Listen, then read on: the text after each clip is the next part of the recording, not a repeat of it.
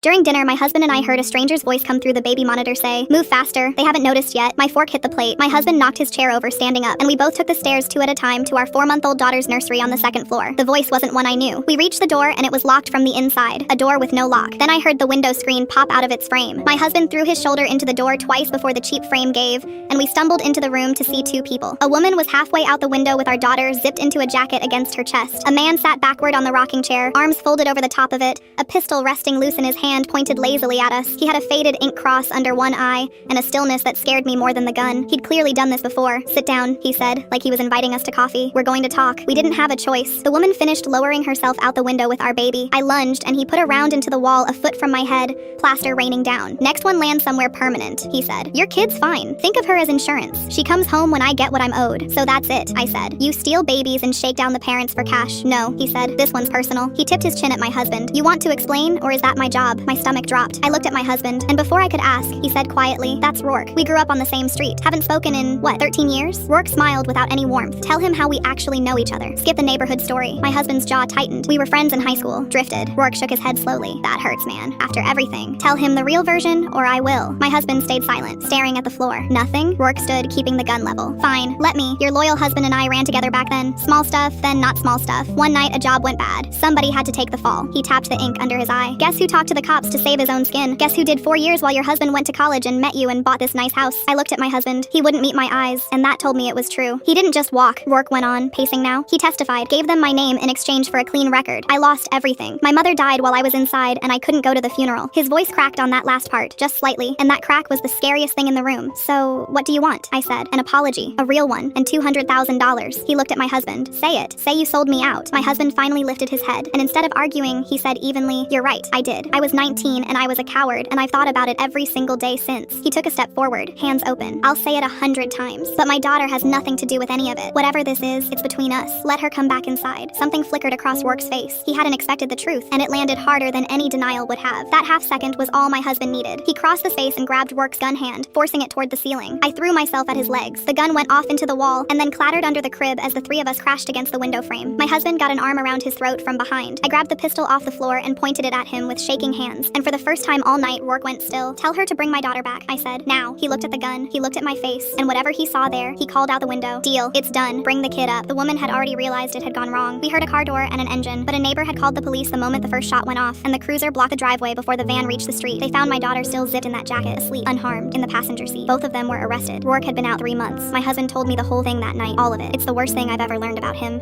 but he chose the truth when a lie might have been safer, and that's the only reason we got her back.